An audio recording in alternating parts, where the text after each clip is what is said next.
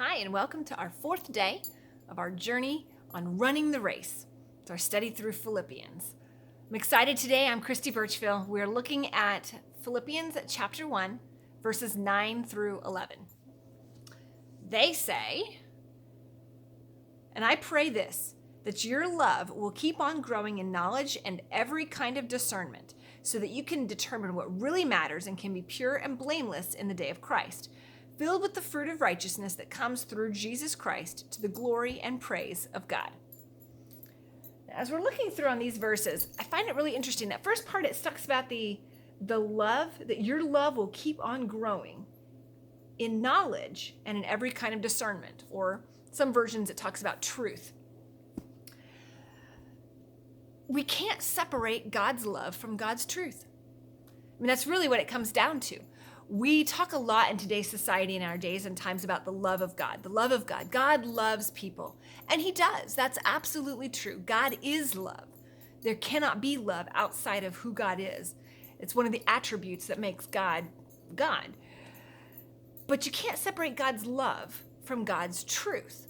And so as we understand the truth of God, and the truth of who God is and what God stands for, what God requires of people, the truth of God's holiness, righteousness, all of those things, as we understand that more, we will understand God's love more. As we understand God's love more, we will understand God's truth more. You can't separate the two from each other. That's one of the biggest issues that we see in our society and in the world today, is people trying to separate God's love from the truth of who God is and the holiness that God demands.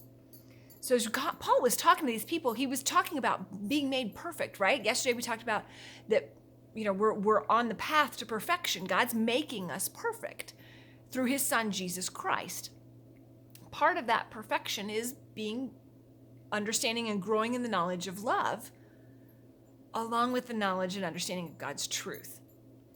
As we're becoming more like Christ, we will understand and love like Christ loves.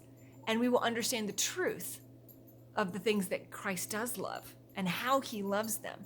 He absolutely loves people. He does not always love what people do and how people act and the way people fall into disobedience. Now, we're all sinners, and he knows that. That's why he made a way for us to come to him through Jesus Christ. But it's an interesting concept to continue to make sure, no matter what you're doing or who you're talking today, let's continue to grow in the love of God. How can you demonstrate God's love to them while also demonstrating God's truth? Don't separate the two from each other. That's our word for today. Excited about tomorrow? We'll see you then.